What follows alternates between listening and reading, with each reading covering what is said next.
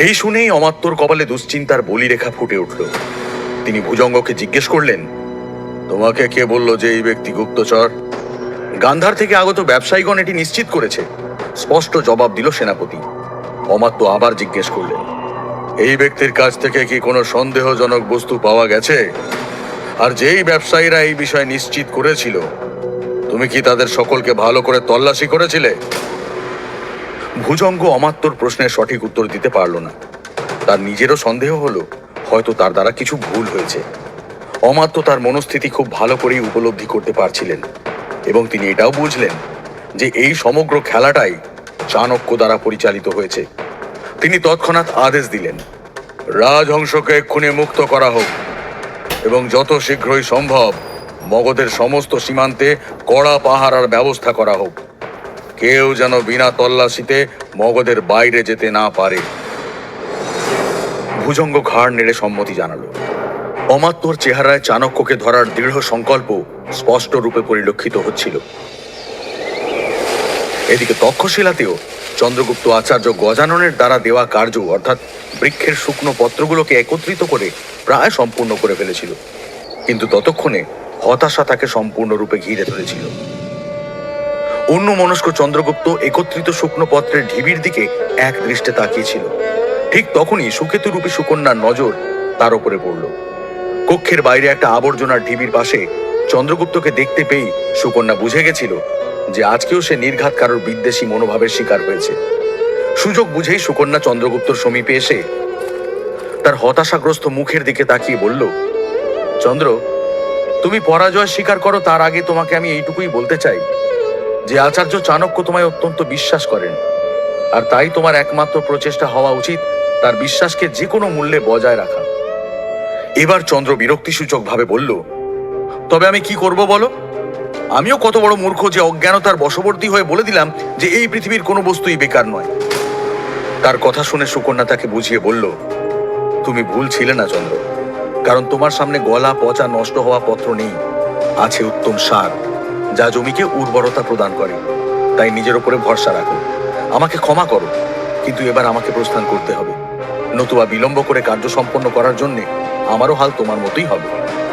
এই বলে সুকন্যা চন্দ্রগুপ্তর দিকে আস্থাপূর্ণ দৃষ্টিতে তাকিয়ে সেখান থেকে প্রস্থান করল। সুকন্যা যেন এক মুঠো বাতাসের মতো মুহূর্তের মধ্যেই চন্দ্রগুপ্তর হারিয়ে যাওয়া আত্মবিশ্বাসকে ফিরিয়ে দিয়ে গেছিল। তাকে যেতে দেখে চন্দ্রগুপ্ত পেছন থেকে বলে উঠল, তুমি সামান্য কথোপকথনের মাধ্যমেই আমাকে অনেক বড় জ্ঞানের কথা শিখিয়ে গেলে সুকন্যা। তুমি একদম ঠিক বলেছ, আমার পরাজয় স্বীকার করা উচিত নয়। আমি আমার উত্তর পেয়ে গেছি। যেই চন্দ্রগুপ্ত কয়েক মুহূর্ত পূর্বেই হতাশাগ্রস্ত ছিল, অকস্মাৎ সে উৎসাহী হয়ে উঠেছিল। সুকন্যা তার দিকে ফিরে তাকিয়ে হাসল এবং চলে গেল। যেখানে সুকন্যার সহায়তা পেয়ে চন্দ্রগুপ্ত তার হারানো আত্মবিশ্বাস ফিরে পেয়েছিল, সেখানে অন্যদিকে পববোধকে নিজের পক্ষে করার দায়িত্ব কাঁধে নিয়ে চাণক্য নিজের জীবনকে বাজি রেখে অত্যন্ত সাবধানতা অবলম্বন করে জলমহলের দিকে অগ্রসর হলেন। রাত্রির দ্বিতীয় প্রহর সমাপ্ত হয়েছিল তখন। চাণক্য তার মনে বিভিন্ন ধরনের শঙ্কা আর মৃদু ভয় অনুভব করছিলেন, কারণ তিনি জানতেন তিনি এমন একজন ব্যক্তির উপরে লক্ষ্য স্থির করেছেন যার একবার দংশনই মৃত্যু অবশ্যম্ভাবী। আচার্য চাণক্য জলমহলের বাইরে এসে পৌঁছলেন এবং সৈনিকদের থেকে আড়াল করে গোপনে ভেতরে প্রবেশ করার উপায় খুঁজতে থাকলেন। কিছুক্ষণের মধ্যেই তার এই খোঁজ সম্পূর্ণ হলো। তিনি তৎক্ষণাৎ সেই গুপ্ত পথ দিয়ে জলমহলের ভেতর প্রবেশ করলেন। চাণক্য সৈন্যদের দৃষ্টি এড়িয়ে অগ্রসর হচ্ছিলেন, কিন্তু জলমহলের মধ্যে এত নিবিড় নিস্তব্ধতা বিরাজ করছিল যে সেটা দেখে তিনি বিস্মিত হয়ে গেলেন। তিনি পরিস্থিতিকে ভালো করে নিরীক্ষণ করতেন, তার আগেই দ্বার অবরুদ্ধ হওয়ার শব্দ তার কর্ণগোচর হল। শব্দ শুনে চাণক্য পেছনে ঘুরে স্তম্ভিত হয়ে গেলেন। তিনি হতভম্ব হয়ে দেখলেন কেউ ওই গুপ্ত দ্বারটাকেও বন্ধ করে দিয়েছে। প্রমাদ গুনলেন চাণক্য। চাণক্য ধীর পায়ে অত্যন্ত সতর্কভাবে পববোতের কক্ষের দিকে অগ্রসর হতে থাকলেন, কিন্তু সেখানে বিরাজমান নিস্তব্ধতা তাকে যেন কাঁটার ন্যায় দংশন করছিল। তিনি আরো একবার তার দৃষ্টি চারদিকে নিক্ষেপ করলেন এবং অতি সতর্কতা অবলম্বন করে এগিয়ে যেতে থাকলেন।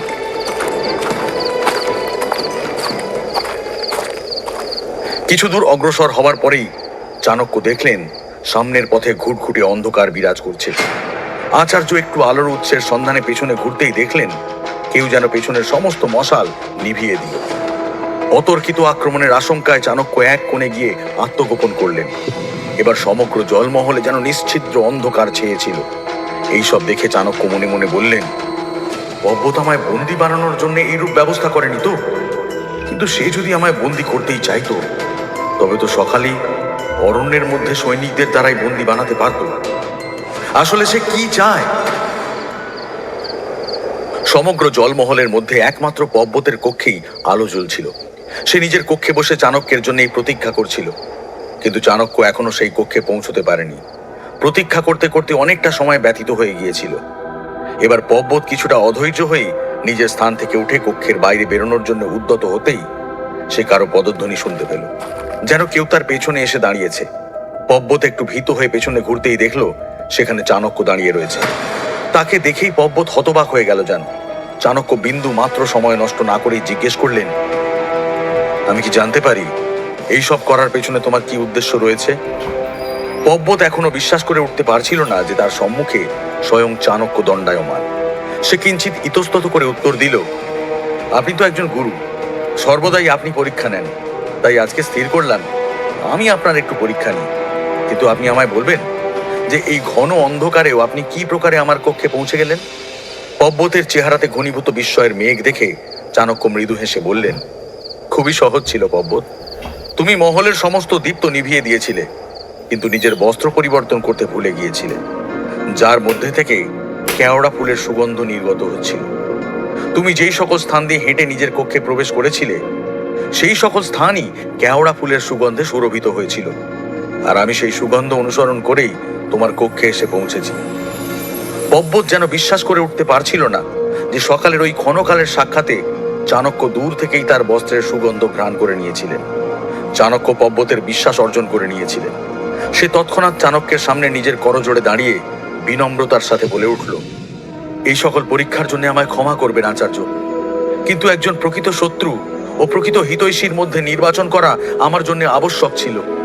আপনি আমার পিতার শত্রু হতে পারেন, কিন্তু আমার বিষয়ে আপনি যে দূরদর্শিতা প্রদর্শন করেছেন তাতে আমার সমস্ত সংশয় সম্পূর্ণরূপে দূর হয়ে গেছে। আমার অভিবাদন গ্রহণ করুন আচার্য, এবং দয়া করে আমায় বলুন আমি আপনার জন্য কি করতে পারি। তক্ষশিলাতে এসে শিক্ষা গ্রহণ করো। চাণক্য অত্যন্ত দৃঢ়তার সাথে উত্তর দিলেন। একদিকে আচার্য চাণক্য ও পর্বত একে অপরের সাথে বার্তালাপ করছিল, তখনই অন্যদিকে সেনাপতি ভুজঙ্গ কয়েকজন সৈনিকের সাথে জলমহলের দ্বারে এসে উপস্থিত হয়েছিলেন। মহলের মধ্যে নিকষ কালো অন্ধকার দেখে সে তখনই সৈনিকদের মশাল জ্বালানোর আদেশ দিয়ে দ্রুত বেগে পর্বতের কক্ষের দিকে অগ্রসর হল। এই সকল গতিবিধি থেকে অজ্ঞাত কক্ষের মধ্যে গভীর চিন্তায় নিমগ্ন পর্বতকে দেখে চাণক্য গম্ভীর হয়ে বললেন, বলো পর্বত, তুমি কি নির্ণয় করলে? পর্বত তার নির্ণয় চাণক্যের কাছে ব্যক্ত করত তার আগেই কক্ষের দিকে অগ্রসর হওয়া সৈনিকদের পদধ্বনি শোনা গেল ও পর মুহূর্তেই কক্ষের মধ্যে সেনাপতি ভুজঙ্গ এসে প্রবেশ করলেন এবং তার পেছনে মশাল হাতে বেশ কয়েকজন সৈন্য। সেনাপতি ভুজঙ্গকে এতজন সৈনিকের সাথে কক্ষে প্রবেশ করতে দেখে রাজকুমার পর্বতের মুখ যেন ভয়ে বিবর্ণ হয়ে উঠল। সে আসন্ন বিপদের আশঙ্কায় থরথর করে কাঁপতে শুরু করল, কারণ সে খুব ভালো করেই জানত যে সেনাপতি ভুজঙ্গ রাজা ধননন্দের অত্যন্ত বিশ্বাসভাজন ব্যক্তিদের মধ্যে অন্যতম, আর সে যদি পর্বতের কক্ষে চাণক্যকে দেখে ফেলে তবে সে তৎক্ষণাৎ গিয়ে রাজা ধননন্দকে সংবাদ দেবে যে মগধের রাজকুমার তথা ভাবী সম্রাট তারই বিরুদ্ধে ষড়যন্ত্র করছে। এই বিপরীত পরিস্থিতির মধ্যে আবদ্ধ পর্বত ভীত দৃষ্টিতে চাণক্যের দিকে দৃষ্টিপাত করতেই সে হতভম্ব হয়ে গেল। বিস্ফারিত দৃষ্টিতে সে দেখল চাণক্য অদৃশ্য হয়েছে। চাণক্য সেনাপতি ভুজঙ্গ সহ সৈন্যদের আগমনের পদধ্বনি আগেই শুনতে পেয়েছিলেন এবং তাদের কক্ষের মধ্যে প্রবেশের পূর্বেই সবার অলক্ষ্যে এক কোণে পর্দার পেছনে আত্মগোপন করেছিলেন। চাণক্যকে কক্ষের মধ্যে না দেখতে পেয়ে পর্বত স্বস্তির নিঃশ্বাস নিল। ভুজঙ্গ তৎক্ষণাৎ কক্ষের মধ্যে দৃষ্টি বুলিয়ে নিয়ে দেখল সেখানে কেউ নেই। সে তখনই সৈন্যদের প্রস্থানের আদেশ দিয়ে নিজে পর্বতের নিকটে এসে তাকে অভিবাদন জানালেন। রাজকুমার পর্বতকে এত শান্ত আর স্থির দেখে সেনাপতি বললেন, রাজকুমার, আপনি ঠিক আছেন তো? আর আপনার মহলের মধ্যে এত অন্ধকার কেন? সেনাপতির প্রশ্ন শোনা মাত্রই পর্বত তার উত্তরে বলল, সেনাপতি মহাশয়, আসলে আজকে আমার শরীরটা ঠিক নেই, তাই আমি শীঘ্রই মহলের সমস্ত বাতি নিভিয়ে দিয়েছিলাম যাতে শান্তিপূর্ণ রূপে বিশ্রাম করতে পারি। কিন্তু আপনি বলুন, অকস্মাৎ আমার কক্ষে আগমনের কোনো বিশেষ কারণ? সেনাপতি ভুজঙ্গ অত্যন্ত গম্ভীর স্বরে বলল, হ্যাঁ রাজকুমার, সংবাদ পাওয়া গেছে মহারাজ ধননন্দকে অপমান করা সেই ধূর্ত ব্রাহ্মণ চাণক্য এই সময় মগধেই রয়েছে। সে এখানে কি উদ্দেশ্যে এসেছে সেই বিষয়ে কেউই জ্ঞাত নয়, কিন্তু সুরক্ষার বিষয়ে সকলকে সচেতন থাকতে নির্দেশ দেওয়া হয়েছে। পর্বতকে মৌন দেখে ভুজঙ্গ বলে চলল, আমি আপনার মহলেরও সুরক্ষা বৃদ্ধি করে দিয়েছি। যদি আপনি কোনো রকম সমস্যার সম্মুখীন হন অথবা কোনো ব্যক্তির উপরে আপনার সন্দেহ হয়, তবে তৎক্ষণাৎ আমায় সূচিত করবেন। ঠিক আছে সেনাপতি মহাশয়, যদি আমি কিছু জানতে পারি বা আমার কোনো সমস্যা হয়, আমি অতি অবশ্যই আপনাকে সূচিত করব। এখন আপনি প্রস্থান করতে পারেন, পর্বত আদেশের ভঙ্গিতে বলল। এই কথা শোনা মাত্রই ভুজঙ্গ পর্বতের সামনে নতমস্তকে অভিবাদন জানিয়ে প্রস্থানের জন্য পেছনে ঘুরলেন। কিন্তু তখনই তার নজর পর্দার অন্তরালে পড়ল এবং সেখানে যেন কারোর উপস্থিতির আভাস পেল। সে তৎক্ষণাৎ সেই দিকে ফিরল এবং ধীর গতিতে পর্দার দিকে অগ্রসর হল।